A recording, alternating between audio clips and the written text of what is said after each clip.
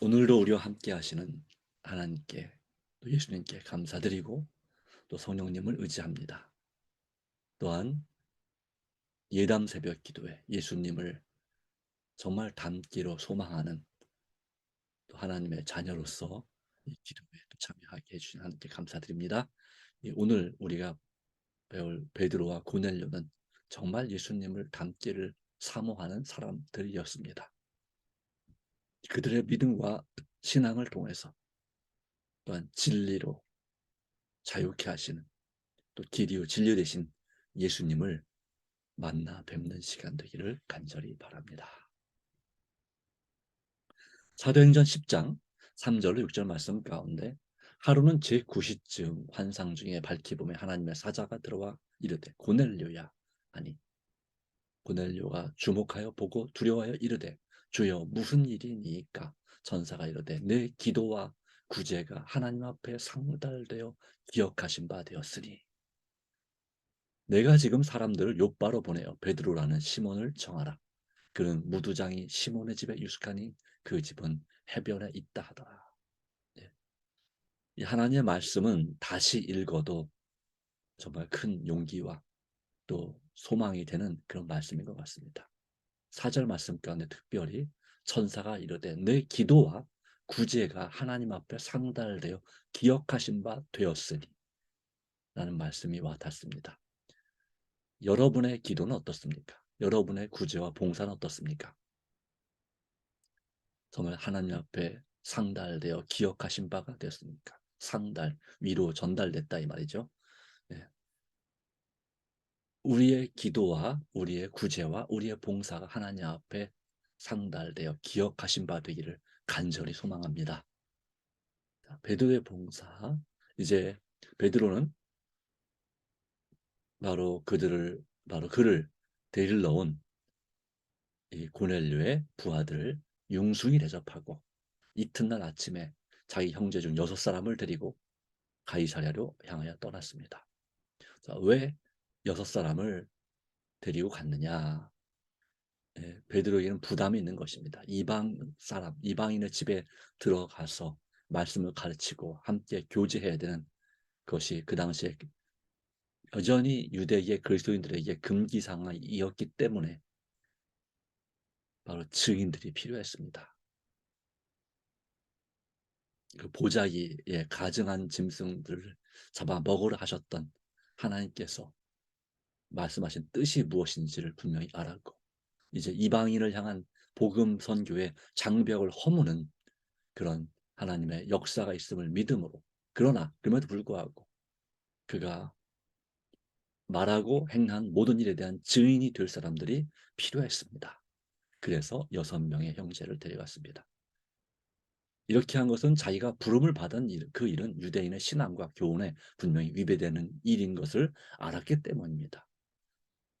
사도 바울이라면 이런 일을 전혀 개의치 않고 갔을 것이나 베드로는 뼛속까지 유대인이었습니다.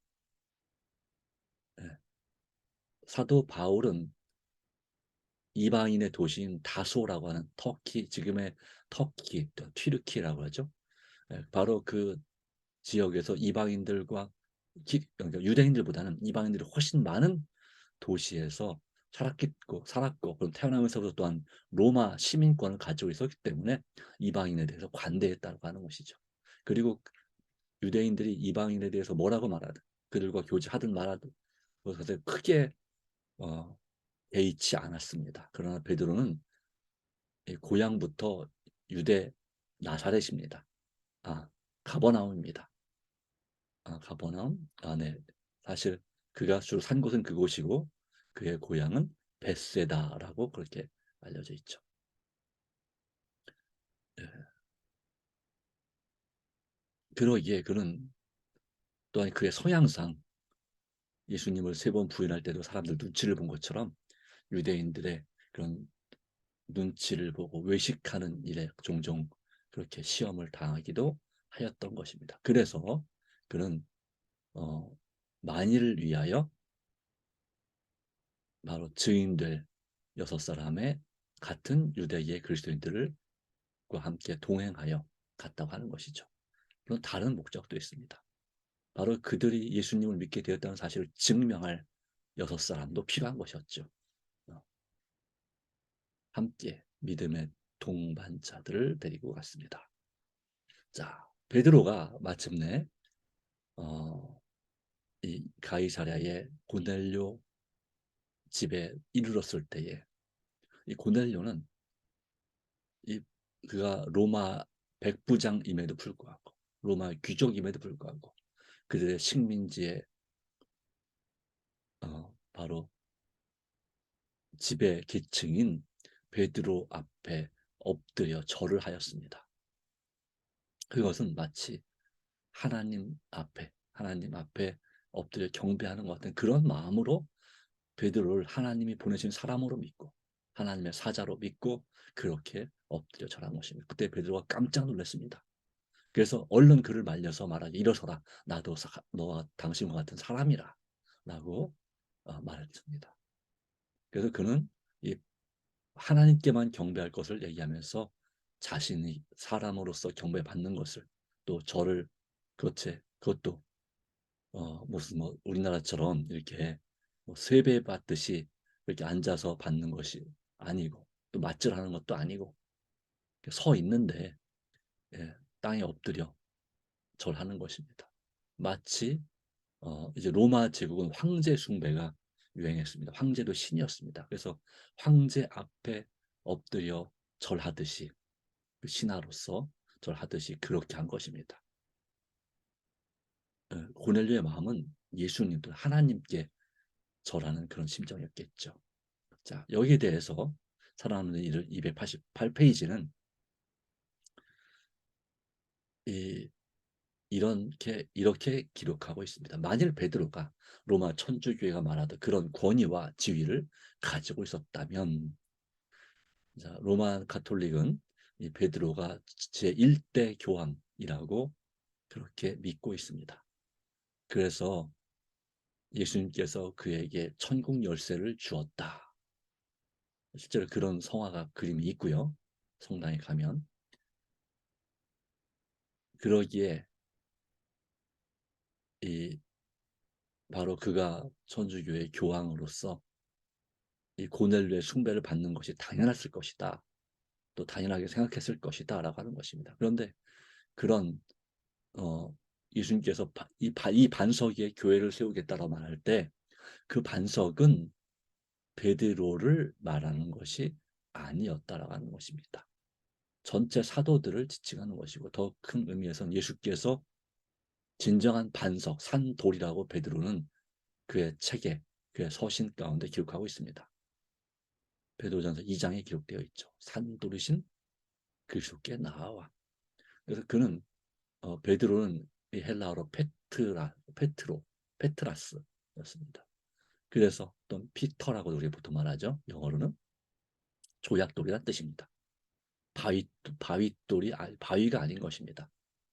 반석으로 부르기에는 네, 그는 베드로 페트라 그러면 페트라는 아주 큰 바위지대 반석 안반지대를 페트라라고 하죠. 베드로는 페트로스였습니다. 네. 그런 의미에서 베드로는 진정한 반석, 이 건물을 지을 만한 교회 기초가 되는 분은 바로 예수 그리스도이심을 믿었습니다. 자기는 그런 권위와 지위를 갖기에 감히 그런 지위를 갖기에 너무나 부족한 제자임을 그는 늘 인식하고 있었습니다. 12제자 중에 목숨을 달리한 가룟유다 빼고 살아 있으면서 예수님을 3번씩이나 배신한 사람은 자신이기 때문이죠. 그러나 천주교가 말한 그런 권위와 지위를 갖고 있었다면 고넬료의 숭배에 대하여 장려했을 것이다. 오히려 장려했을 것이다.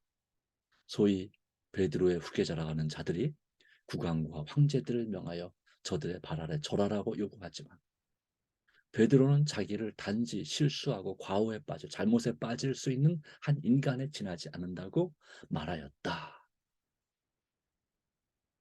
그래서 베드로는 십자가 못 박힐 때도 내가 마지막에 순교할 때, 로마에서 순교할 때 내가 어찌 예수님처럼 감히 내가 나 같은 제자가 어찌 예수님처럼 똑바로 못 박힐 수 있겠는가? 거꾸로 못 박히게 해달라라고 그렇게 요청을 했죠. 그래서 그 요청이 들어진 바 됐습니다. 또 다른 이유는 그는 죽을 때 고개를 숙이고 죽는 것이 아니라 하늘을 바라보고 예수님이 계신 하늘을 소망하며 죽기를 원했기 때문도 있습니다. 이처럼 베드로는 자신에 대하여 겸손한, 늘 그는 그럴 수밖에 없는 것이, 아마도 이 닭 우는 소리가 트라우마가 됐을 것입니다. 새벽에 닭이 울 때마다 꼭 하고 닭이 울 때마다 그는 예수님을 모른다고 부인했고 심지어 예수님에 대해서 저주하고 욕했던 그러한 자신에 대해서 물론 진심으로 회개를 했지만, 그리고 용서받았지만, 예수님께로부터 다시 용서받아 그는 수제자가 되었지만, 그럼에도 불구하고 그런 닭이 울 때마다 늘 자신을 겸비하게 하고 가슴 아파하는 그런, 다시 말하면 매일 자신을 하나님 앞에 굴복하는, 자아를 굴복시키는 일에 힘썼다고 하는 것입니다. 그런 사람이 어찌 이 교황의 천주교의 그 교황이 후계자라고 말할 수 아니, 후계자가 아니라 첫 번째 교황이라고 말할 수 있을까라고 하는 것이죠. 네.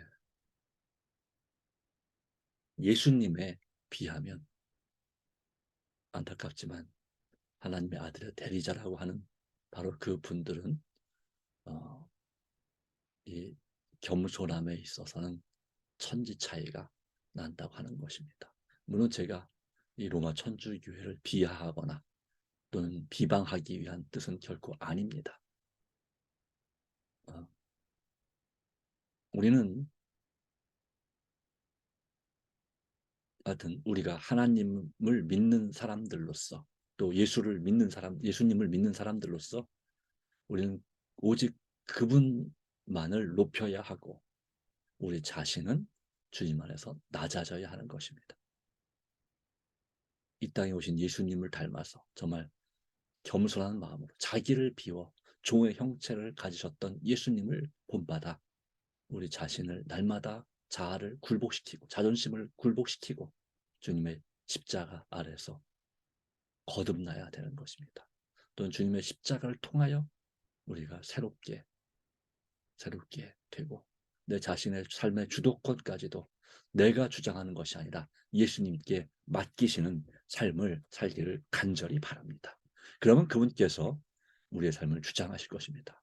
성령님께서, 바로 또 다른 보혜사이신 성령님께서 우리의 삶을 충만하게 또 풍요롭게 그렇게 역사하셔서 우리의 삶 가운데 좀 하나님의 은혜로 인도함 받고 하나님과 동행하는 사람이 되게 하시고 사단의 권세, 시험과 유혹을 이기게 하시고 또 열정과 믿음으로 봉사하며 전도하며 순종하고 살게 하실 것입니다.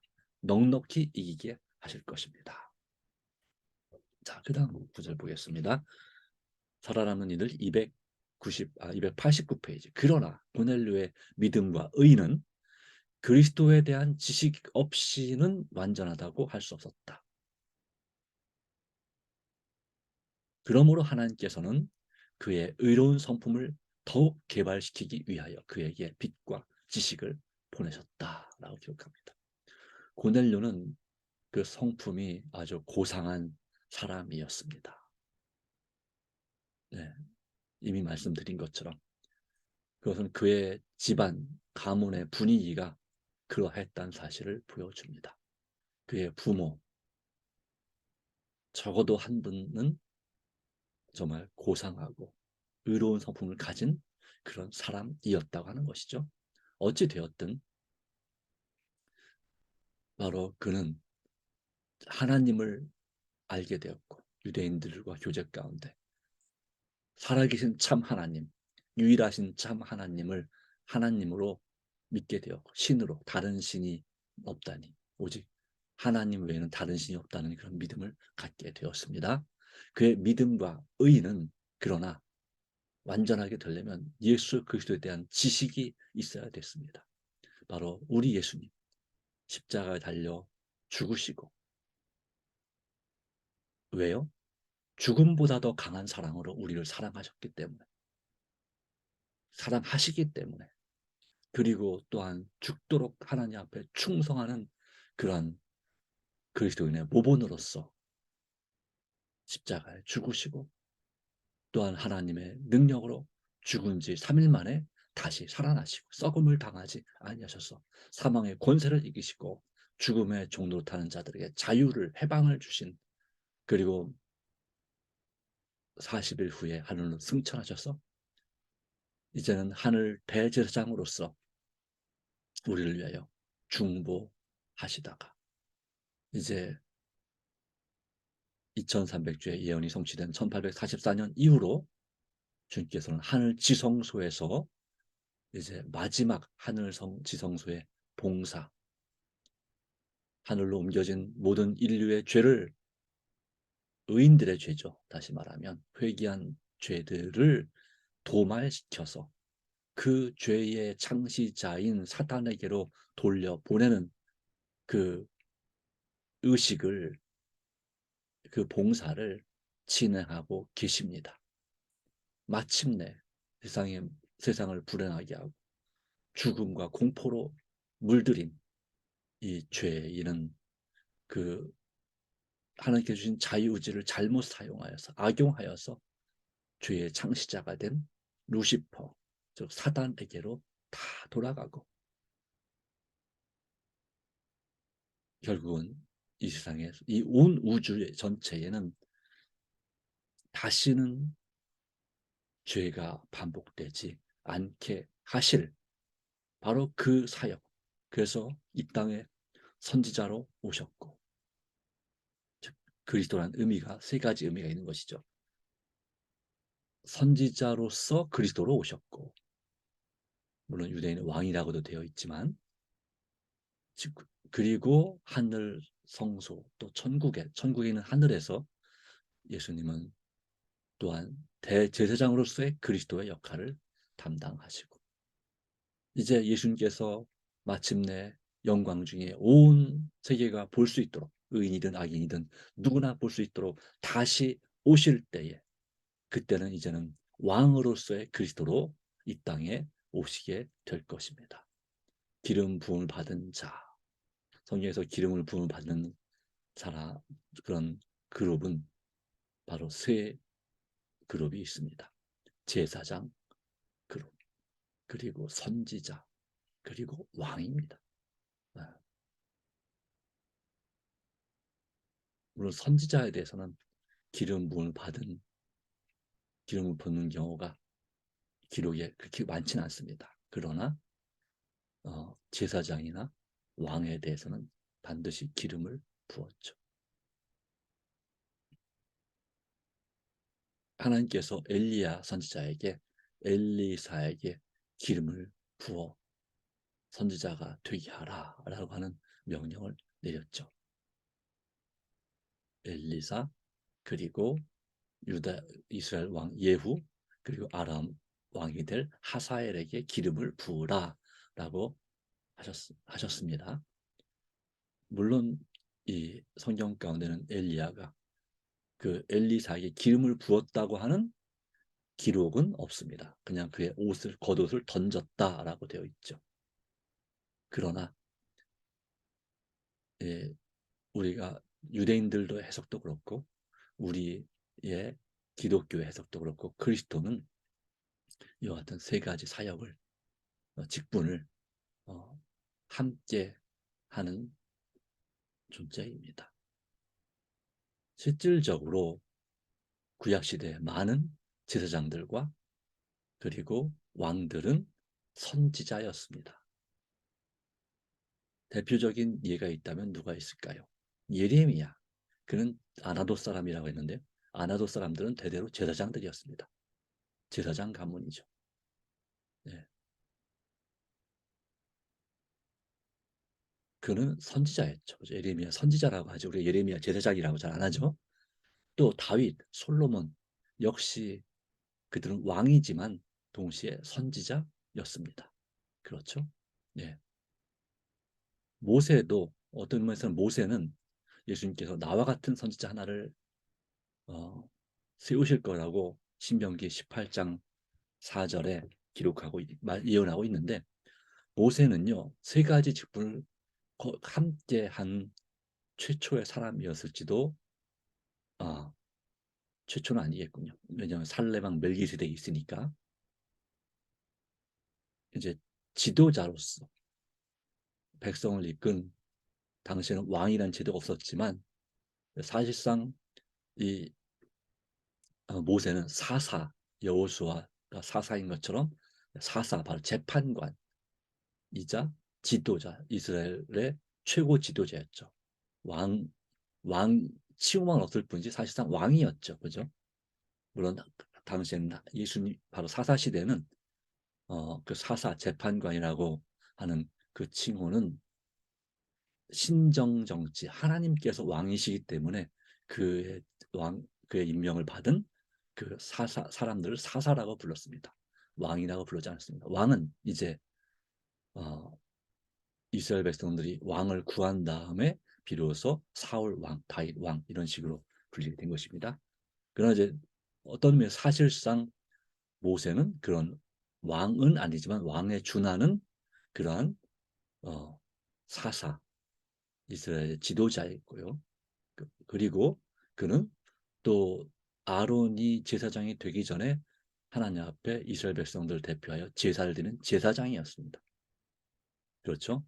제사장 직분을 받지 않았을 뿐이지만 그러나 제사장이었습니다. 그리고 그는 또한 선지자였죠. 미래에 관하여 예언했죠. 백성들을 옳은 길로 이끌고 가르치는 사역, 그것도 선지자의 사역인데 그 일을 감당했습니다. 자, 이처럼 이와 같은 그리스도에 관한 지식, 대한 지식. 물론 이 살아남는 이들 289페이지에서는 고넬료의 믿음과 의는 그리스도에 대한 지식이 없이 할 때 단순히 그리스도라고 하는 직분, 제사장이자 선지자이자 그리고 왕인 다시 말하면 제사장인 동시에 선지자이고 선지자인 동시에 왕인 그런 직분에 대해서만 지식을 가지란 말은 아닙니다. 이것은 실제로 이 땅에 실제로 오신 바로 예수님, 바로 그리스도이신 예수님에 대한 지식이 없이는 완전하다고 할 수 없었다 이 말씀입니다. 우리도 마찬가지입니다. 우리가 정말 주님 안에서 믿음으로 완전하게 되려면, 믿음으로 의롭게 되려면, 믿음과 의가 하나님 앞에 인정을 받으려면 예수님께서 주시는 믿음이 있어야 되고 우리가 성경 말씀 묵상을 통해서 예수 그리스도에 대해서 알아야 됩니다. 더 깊이 지식뿐만 아니라 지혜로 우리의 체험적으로 바로 우리 주님, 우리 구주이신 예수 그리스도를 만나 뵈야 됩니다. 경험해야 됩니다. 그분과 동행해야 합니다. 내가 믿는 그분을 내가 안다고 말할 수 있을 정도의 그러한 이 아는 것도 단계가 있죠. 그죠? 네. 초등학생이 아는 것과 청년이 되어서 아는 것과 어른이 되어서 아는 것과 노인이 되어서 이 삶의 인생에 대해서 아는 것은 엄청난 차원이 차이가 있습니다. 그렇죠? 네. 지식을 넘어서 지혜로운 삶을 살게 되죠. 그렇기 때문에 우리는 어르신, 노인이 되신 분들을 진정으로 존중하고 존경해야 합니다. 그들의 살아온 인생 또 그 나이 그 정도 나이까지 사신 것만 해도 참으로 존경해야 됩니다. 그리고 존중해야 됩니다. 그렇게 우리가 어른들을 공경할 때, 그것은 부모를 공경하는 것이고, 부모를 공경할 때 우리는 영적인 부모가 되시는, 우리의 창조주가 되시는 하나님, 그리고 예수 그리스도를 공경, 경배하는 것이 될 것입니다. 그러기에 우리는 하나님을 사랑하고 이웃을 사랑하라 말할 때, 이웃을 사랑하라는 그 십계명의 첫 번째 계명이 바로 십계명 다섯 번째 계명이 내 부모를 공경하라라고 하는 것입니다. 부모를 공경함을 통해서 즉 이웃을 사랑하는 법을 배우게 되고, 이웃을 사랑하는 가운데 우리 주님 예수 그리스도에 대한 지식을 갖게 됩니다. 또한 하나님을 사랑하는 가운데도 마찬가지죠. 그러므로 우리는 더욱더 우리 주님을 알기 위하여 더 말씀을 깊이 묵상하고, 날마다 묵상하고, 또 그분의 음성을 듣기 위하여 더 간절히 기도하고, 또 순종할 수 있는 힘과 지혜와 능력을 받기 위하여 날마다 무릎을 꿇는 우리 삶이 되어야 되고, 그 힘을 얻어서 날마다 순종하며 살아가고 믿음으로 봉사하고 구제하는 빛이 되는 삶을 살게 되기를 간절히 소망합니다. 그러므로 하나님께서는 그의 의로운 성품을 더욱 개발시키기 위하여 그에게 빛과 지식을 보내셨다. 오늘 우리 주님께서, 우리 하나님께서, 아버지께서는 역시 오늘 우리들에게도 마찬가지입니다. 우리의 의로운 성품을 더욱 개발시키기 위하여 우리에게 빛과 지식을 보내셨습니다. 오늘 말씀도 그 중에 하나인 것입니다. 오늘 우리에게 빛을 주시고 하나님을 아는 지식을 허락하신 주님을 찬양합니다. 다 같이 기도하겠습니다. 하나님 아버지, 오늘도 우리에게 귀한 은혜를 베풀어 주셔서